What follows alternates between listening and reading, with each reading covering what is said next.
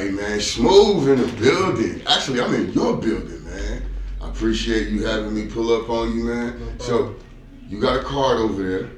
Yeah. I need you to do me a favor and start the show off, man. Even if we pull it up, we're gonna keep the format. I need you to read that card for me. Why do cows wear bells? Oh shit. Go ahead.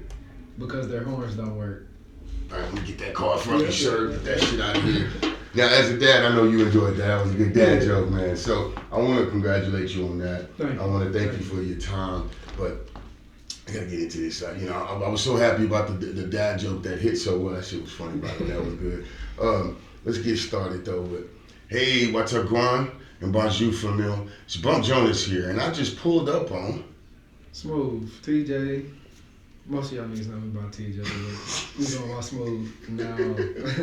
Get that shit together, man. Hey, you know what didn't change is the Cash App, the Venmo, and all the ways to get them paid. But hey, we're here at Distrikt, man. I just pulled up. Let's get started.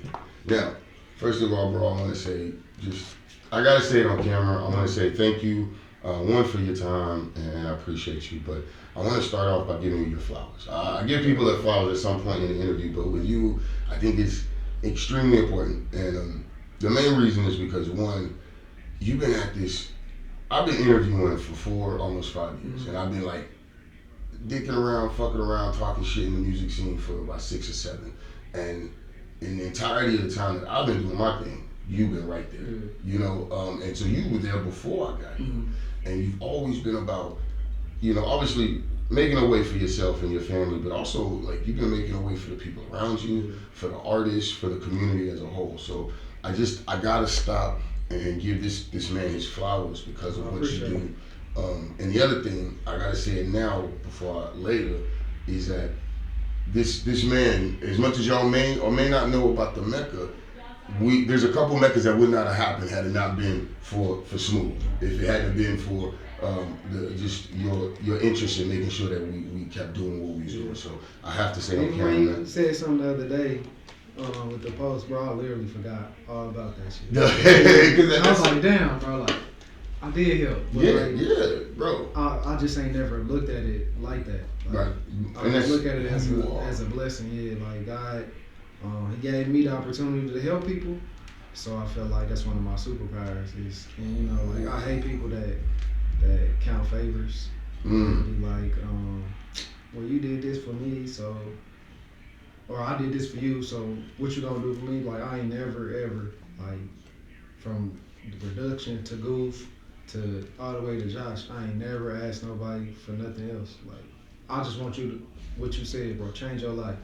That bring me the blessing. There it is. It's not enough of us whose lives have changed, or to change our families' lives. So, like, because that's the big thing. Like, people be big on this generational curse shit and all that shit. Like, what you doing to break the curse? Is you feeding into it, or are you complaining about it? We kind of getting into things a little bit, but just by hearing you talk, right, and from the times that we've talked and just watching your posts and your energy, you're kind of sarcastic. Yeah. You have a bit of cynicism, for sure, right? Is that? I guess the question is that your form of humor, or do you really think the world is a shitty place? Both. Both. For real, like, people tell you, I always say I hate humans. Okay.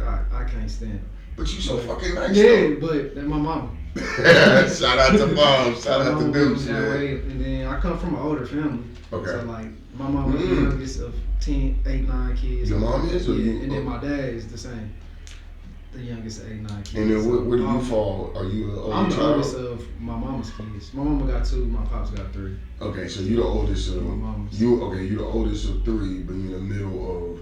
I'm in the middle of 3. Damn. I'm the oldest of 2, me and my little sister. Got you. Okay, that's a weird position to be in, for real. So, okay, hold on. We got to get to the cliche question, but the setup here is Smoov is a person that probably doesn't like humans. Yeah. He's open to helping people. The middle. That's TJ. Yeah. Okay. We get some of that breakdown. Okay, but this all comes from being like the oldest middle child in a way. That's a very, like, it explains a lot. Yeah. You know what I mean? It's an interesting dichotomy. All right, so I gotta ask. This is my cliche question, right? Who is Smoov? What do you do and why? Smoov is, for real, just the adult version of the kid that used to ride in my mama's car late, cause she worked full time, then she would go to school.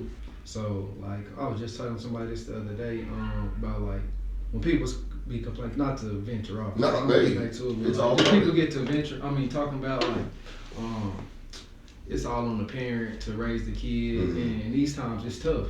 So like you don't realize that the village is raising you until like you get older. So like, I was always with my auntie, and then like that's where my interest in movies came in. She like just art in general. She had a daycare. To this day, I still call her Miss Deborah because the people, my bad auntie, but the people come in here, hey, I'm Miss Deborah. They come in here. Right. But it's just the evolution of that kid who just likes smooth music. I like. I couldn't listen to rap growing up, so 107.3 back in the late 90s, early 2000s, all they played was R&B about 8 o'clock. We about to slow jam it out. You know, 103, they came out about 10. They Quiet Storm was about 10. Yeah, okay. 107, 8 o'clock's for the grown folk. So this is a tangent, but I have to ask because you are smooth, dude. Yeah. How did you make it so long without having children? Protection. Keep it real. Nah. I mean, because you got all the elements of a baby maker, bro. Protection. That's what I go to. I was never hesitant. Hey, I ask the question all the time. When did the girls stop asking us, like, do you have a condom? Oh. I don't remember. It just was a time where it just cut off. Yeah. I can't vividly remember, but I like asking that question. That is it. I remember when a woman would be like, boy, do you have protection? Yeah, like that was a regular thing. Yeah. And then, like, I mean, on some funny stuff, niggas will look at them weird if they got it, but it's like, why? I don't. Because then we mad about having baby mamas on the back end. So, it's fire. Now, see, that thing is fire. I think that experience. You niggas better wrap it up. Be careful. Yeah.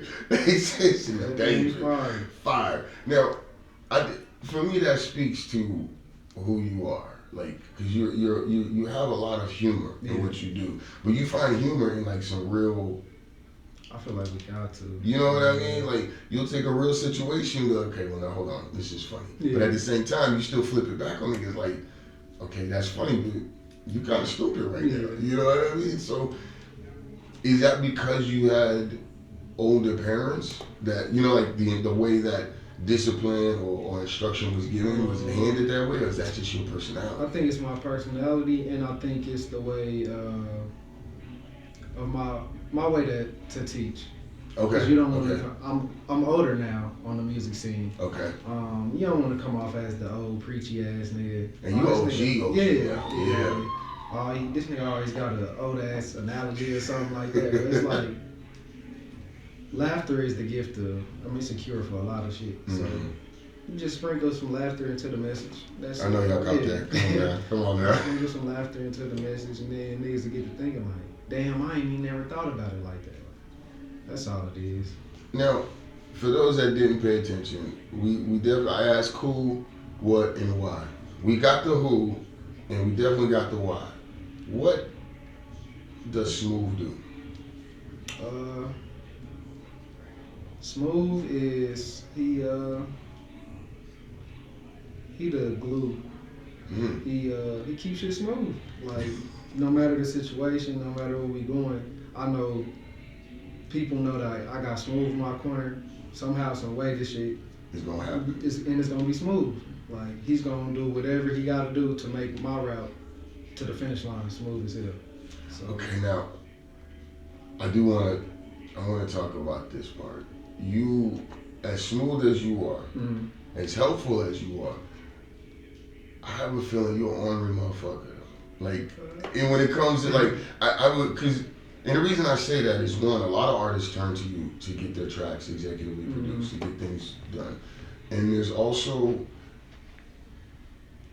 a slight gap between projects. Like you take your time. Yeah. It feels very deliberate for things to come out. So I feel like you might have a bit of perfectionism or... a little taskmasterism? I'm curious. Starting off, it was trying to balance it all, and I wasn't the best at it. So like, I was spreading myself thin. So at this time, I do want to give a shout out to Cody for taking a lot off my hands, my boy. Thank you, because you cold at what you do, and to see like the same artist move over there and feel just as comfortable, it make the space so much easier. It make it so much better. It take shit off my hands. I'm not like, cause like you said, in a sense of what? What is it? What do you mean by taking? Just the work. Okay. Workflow, for real. Cause like, I wasn't necessarily even producing everything for everybody, but like, niggas are sending 12 tracks to your phone and be like, nigga, what you think? You know what I'm saying? Like, shit, to get through 12 songs, so it might take an hour, it might take whatever. Like you said, especially in the last couple of years, I done had a kid. Right, now you got a whole other. Yeah, so no, I always want to give a big shout out. Just want to point out, y'all, that you skipped protection. Just want to point out. Oh yeah, the time I did. The time I did. Y'all lazy. Come on. No, I just had to fuck with you. Yeah, no, you good. But it just take off some of the pressure of like, am I giving my best effort to this person's project? Okay. Because shit, I'm a new dad. This shit ain't no rule book to it. No. You know what I'm saying? You can take as much advice as you want until you got that kid. And he won't shut up. You know what I'm saying? Or you trying to figure out he hungry and you still trying to make beats. So right. You might got a client. I might be recording somebody and his mama not there now. I'm like, gotta figure this out. So, nah, thank you, Cody, again, bro. Hey, shout out to Cody Red in general, man. Shout out to Cody for just being the ear and the sound to just being one of them, bro. Like, I see it, like, cause Scorpio and Sean come up here a lot, and dope ass fucking talent and characters. So and people and TC as well, and just seeing like the camaraderie and seeing how like Cody move online. Like, I don't know him really like a lot personally, but like I greatly appreciate what he doing for the scene. Shit, for the artists too, like even down to the track house where he interviewing people. Like, right, exactly. He's giving us, and I know him being a producer engineer. You know, like we outside, it's a maybe few, but outside of that, we 90% of the song, especially if we producing it too. Boy, Let's get into that. Come on. So 90% of the song. I give him 80.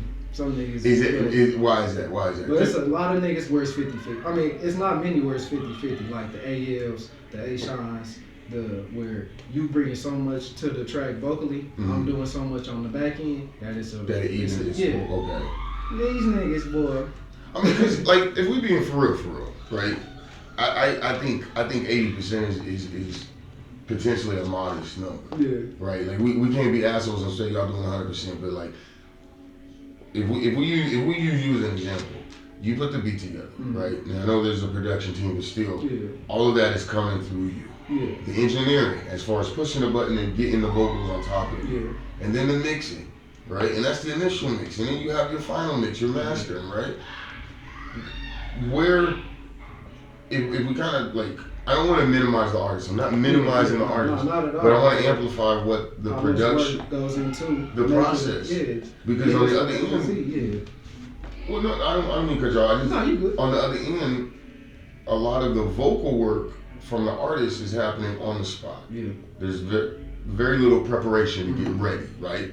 And I know you have your reference. The ones that I'm really speaking of. And that's what I'm saying. So in that case, it's like, you're being generous when you're like 80 or even 70, because for real, like, so much of that lift comes from you. I ain't gonna lie, that's what drove me away from engineering the first time. Okay. Was just, if you getting 10 artists, one of them might be your Southside Day.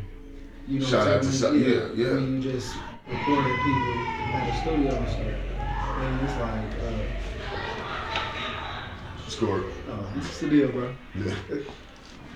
Just spoke him up. Yeah, you know what I'm saying? Yeah. But I mean, and so again, for me, I'm obviously biased because I really fuck with y'all producers heavily, and I come from an era where the producer was the important piece. Yeah. Right? We spent so much time learning about this culture from the tools and elements that the producer used. So I just think it's a key for y'all to like You get your true flowers in that sense, right? Yeah, no, and then when we first started, that was like my attitude for it, cause like a lot of people don't know. I might have said in a couple of interviews, but like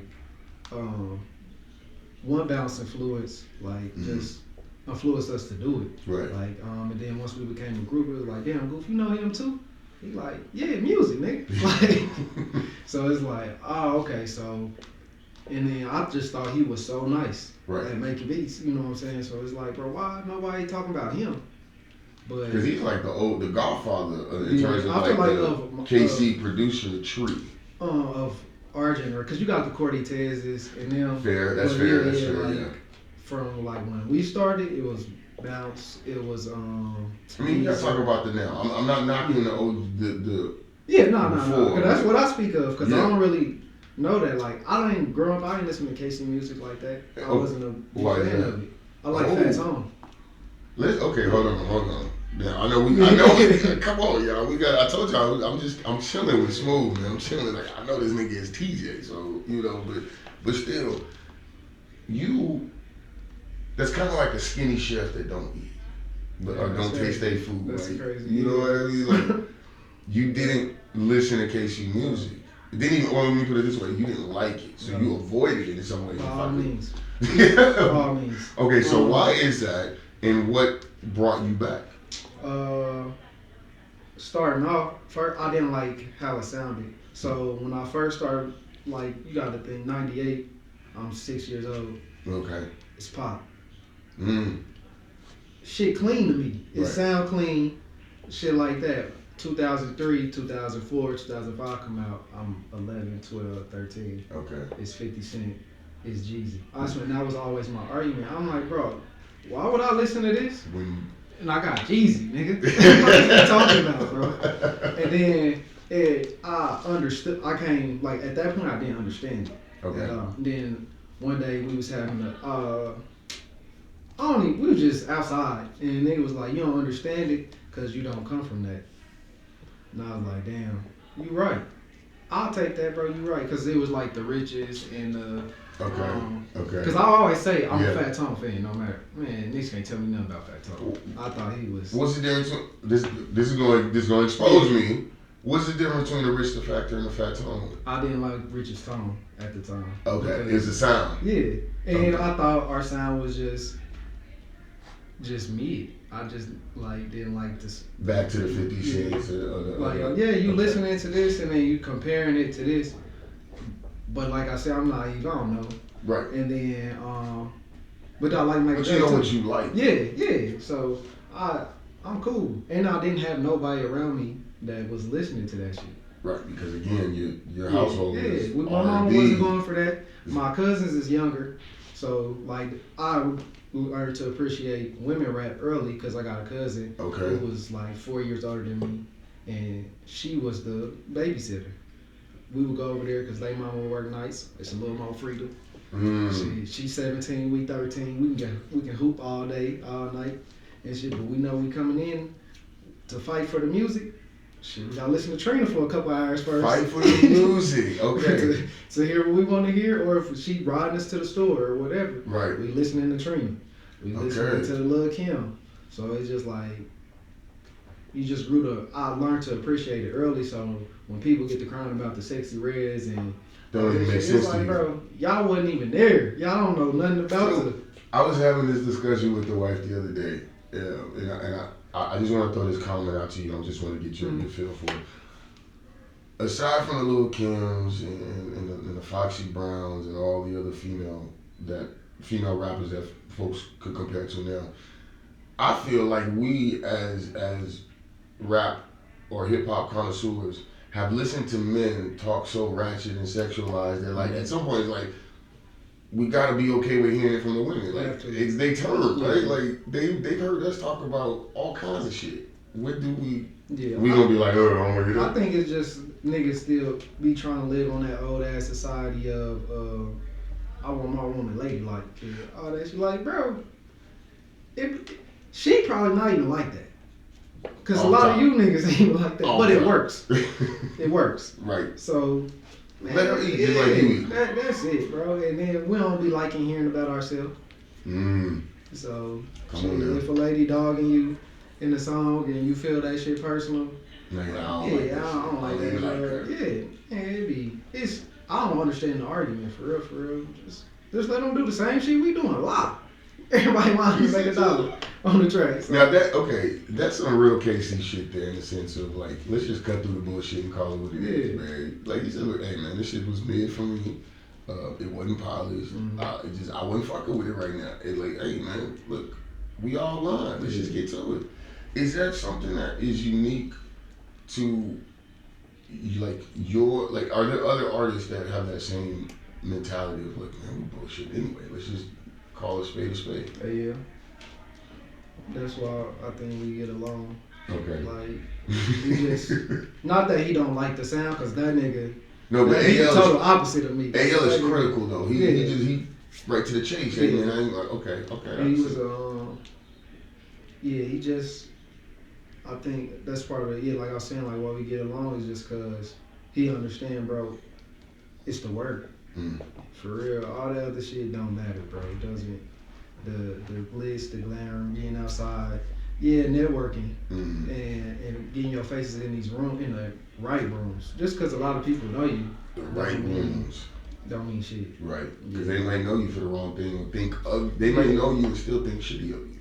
And it's a lot of those. Yeah, we see it every day. We scroll Facebook. You know what I'm saying? Every day I scroll that motherfucker. I be like, how the fuck? And it don't even matter if you follow the people or not. Right. It's gonna get on your page. Somehow. So, you know what I'm saying? It'd be like, fuck it, bro. But yeah, I would say AL. I want to say Josh Dior, but he just haven't been on the scene long enough to really gauge it like in a full way. Me and AL being here 10 plus. So, So I want to ask. I want to transition to another aspect of Smoov. But one thing I want to ask is like, how do the artists find you? Because you're not. I'm not gonna say you're elusive, but you're hard to get hold of. Yeah. You know what I mean? Like. Then it's even harder now because my phone. Like I try to limit my just social media time. Okay. Because it should just be dark, bro. Yeah. Like it's doom scrolling for a fucking reason. The other day I got first thing I seen is Amazon laying off. They done laid off 30,000 people between October and now. And I just got laid off in October. See, so nigga, I was already in survival mode with the job. Right. So now I'm really in survival mode, and you just see that shit and be like, man, I don't even want to. That shit, yeah. So I put it all on the phone that I get my son. Okay. To keep him out my face. So, that's. So I mean, with you being away from social media or having a distant, you've always had a distant relationship with social media. Anyway. It's not like you just be like up there. You pop up when it's time. But how are the artists finding to answer the question? No, you good. Bro, word of mouth. Okay. For real. And then like starting off, like I was just outside all the time. Okay. Like so the events like the Mecca, we had the ride room all the time. Okay. I'm in this motherfucker. Like I remember the first time we saw MB58 name on the flyer. We all was like, who the fuck is that? Right. And then we got to that show. I said, I'll see why this nigga on that flyer. Yeah. I'll see why, bro. So it was just shit like that. And then just being in the rooms. I was there when pop shit was made. Just being in the rooms, bro, and then just showing your worth, showing your value. And then I always just had open door, bro. Y'all can pull up anytime, any crib I was ever at, like any studio I was ever at, and that was always my issues with the studios. Is that you were open and they would be like. And that was, I think, Joe understand it, and that was really the biggest selling point for me here. I'm like, bro, you doing exactly what I was trying to do. Like, so you just create a hub where. It's just like hooping, bro. That's how I look at this shit. I know I love segues. It's just like basketball to me, bro. If we went to growing up, we only had in the KCK, the gym where all the nice niggas was, where they ain't even a nice. It's just the best people in this area. Right. It's at YMCA. Right. And they had an age limit at 14, like 15. It might have been like 14. Okay. Yeah, 14. After, like no one under 14? No, after this time, you little niggas can't play no more. Gosh. But we was nice. Oh. It was 4 of us. And my nigga Reese, he a year older than us, so he was 15. Okay. So he got to play. And so we'll work it out with the nigga who running the gym, OG named Tree. Shout out wherever you at, bro. Shout out to you, because you the one who made us these beasts that we was. He like, all right, y'all can play, but y'all got to play together. Nigga, that's what we want. Oh, shit. Here's the key, man. Y'all can play together. And the first time y'all lose, y'all done. Y'all can't play no more. Oh. Bet. We used to beat the shit out these niggas. So, low-key, okay, this is a great, y'all know I love segues, and that's a great tangent for me, because I want to talk about part of where I feel like the orneliness and the perfectionism comes from is from your competitive spirit. Yeah, and I think super competitive. Yeah, and I like, one, I know it, and two, the references you make when it comes to sports is immediately basketball, one of the most competitive sports, I feel like, next to boxing, right, and football, but Kobe references, Michael Jordan references, there's LeBron, there's something about basketball for you. Yeah, that was my first love. Okay, and there's a personal effect for you too. You was a baller. Now we get the origin story. Yeah, that was the first thing I ever loved. It was the first thing that ever gave me adversity in life. Okay. It was the first thing that took me out of town to see, to understand that, damn, it's bigger than KC. Okay. It was the first for a lot of stuff, for real. That's and your the baby. first thing to break my heart. Yeah. So, and then, that's crazy, because a couple weeks ago I asked niggas, like, outside of basketball, bro, how y'all ever love anything that much? Right. Niggas all like, I don't know, nigga. Yeah, I said, besides y'all kids. Right. Like, just anything in life. And I was like, damn, I think, I was just thinking of it as, like, in a big society, like, because growing up, they push like sports on us and shit. And you better have good grades, you better have sports. A lot of niggas don't like school. Right. A lot of niggas like sports. Everybody want good at sports. You know what I'm saying? So but niggas love sports so much. I was like, damn, did that fuck up like some of the society and black niggas? Because it be like, if I don't get hella good grades or I'm not good enough to even go to JUCO, what the fuck I'm about to do with my life? Right. And I mean, that's kind of almost a built-in channel to depression and issues, right? Because like you said, what the fuck am I doing? Yeah. So like then when you get to, because they ain't teaching us shit, nothing about real life. No. Then you get 18, you get outside, you like, man, all right, I didn't go to college. Wasn't that good in sports to get to do nothing with that. Now what I'm about to do. If I didn't have no men, no pops, no uncles, no nothing to, or if I never saw nothing, nigga, what I'm about to. That y'all expect me to just go out here and figure this shit out, and everybody not built to just figure that shit out. So is that? I feel like that in a way is what fuels what you do. Yeah. Because you mentioned teaching, and a lot of the way you interact with the community is from a teaching aspect. Place of hope. Okay. Providing hope. So I got y'all. It's a pull-up, y'all. I gotta wrap this up, but I wanna. I guess the one thing I want to ask in this scenario is, because you're a villain, right? And you lean into that, right? Sure. You got no problem with that, right? Why do you still have so much hope? Why are you still helping your generation and the next generation? Why do you give a shit? Bro, a lot of shit be childhood, not even trauma. It just be like, damn, if I had that as a kid, shit would have been. Yeah, so just like I was saying with hope, again, another shout out, this man Tony Martinez, he a judge now in KCK. Okay. So I think District 13, so niggas, hey, try to get in there. Very lenient. But like, he was my basketball coach, and he took us to Vegas. And that was my first time like going out of town. Gotcha. You know what I'm saying? Then you seen the lights, and you like, damn, bro, just, and then while we driving, he would just be talking to us. And like, sometimes it play in my head like a narration in the movie, and he'd be like, he would just talk to us like, for real. He'd be like, do y'all want to be stuck in the hood, or? So y'all was having real deal, like Fury Styles conversations. Yeah, because he boxed. He was one of us, and he grew up a boxer. Okay. Won some, lost some, but nigga, I found the way to make some money, turned to being a lawyer. And now I'm one of the top lawyers around here, turns to being a judge eventually. And that's a hell of a story. Yeah, it is. Hey, shit, we need the chop, man. We need to get that. For sure. And to this day, he'll answer my phone calls. How you doing, son? Yeah. I love you, son. Shit like that. Because he wants you to win. Yeah. We got to dive into that a little bit. We're going to pull that for another interview because that's a whole other angle. Yeah, sure, yeah. Like a grown man showing emotion and expression. Kids that, remember, we would go to his house and it's black kids, it's white kids, it's his kids, they Mexican. Right. You know what I'm saying? So it's just all of us. Like, and then you just see how you ain't no different. Right. Ain't no different. Because he's just trying to give people opportunity to succeed. And then it just, the hope. One of us ended up going to the league. His name is Shaquille Harrison. He ended up playing with us. Got nice. Y'all grew the shit. Now I got to go over here with you. Hey, bro. Bro, so okay, how we get you on the Mecca Players Union, bro? You want to come coach? Can you ball? Can you sit in with us? Yeah. Like another reason why I wanted to do the interview with you first was because it's not like a rebrand, right? Because I'm just dropping the Saachi. Okay. Like I just felt like that was part of the Goonies. So like, and that can we close. You know, I know I said I was gonna wrap this up, but I do want to touch on that.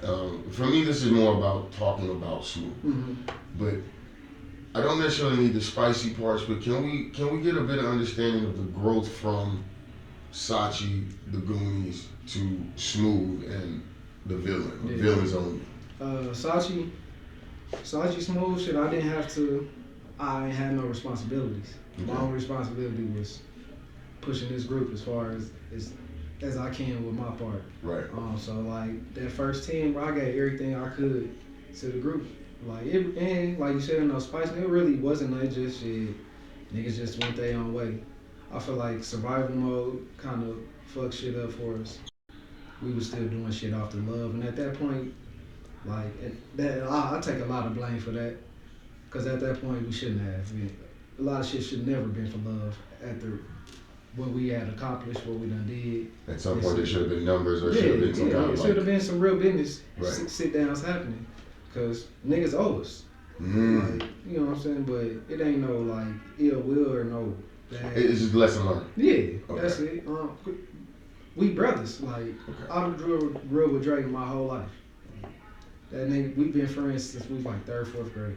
So, you know what I'm saying? Some point it just becomes there's a business situation and there's a personal situation. Okay. And like so, like it ain't no ill will. Shit, me and Goose still, y'all see us together all the time. My little nigga Taz, he became a family man. Gotcha. Got his ass out the streets, got a job. So motherfuckers have grown. It's just at this point you've grown up. Yeah. It may look like you've grown apart, but more than anything you've grown up. Yeah, that's a great way to put it. Okay. So like, nah, ain't no bad. Shit, it might come back one day. Okay. You know what I'm saying? But I felt like that part of the Goonies, that chapter, that part closed. Yeah. Okay. So like I was just trying to figure out since then, like that was that been like you said with the music, that's all I knew. Right. Was that. So you going through that, you going through a breakup in real life. And my son's mom, then I'm having a kid. Right. And it's like, bro, what the fuck? Okay. So this actually is where Smoov is the death of Saachi and the death or the transition of these past scenarios to where we land now. Yeah. Okay.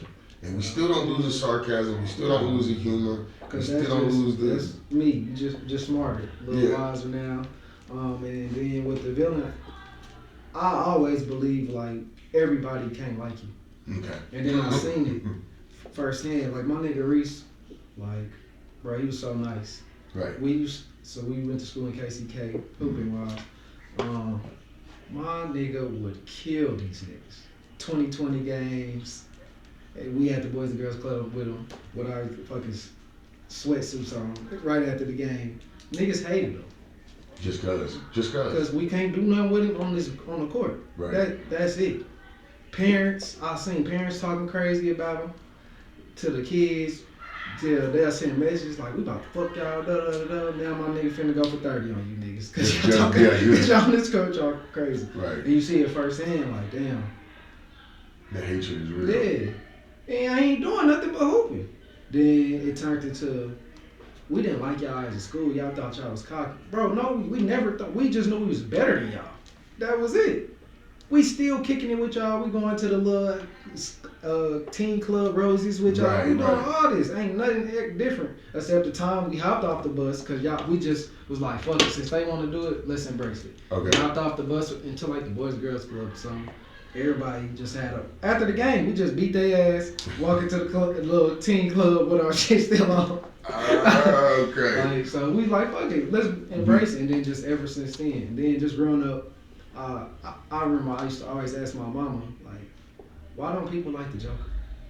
Or like, why don't, the question was, why don't the villain ever win? Mm-hmm. And she like, she would say the world don't want to see that.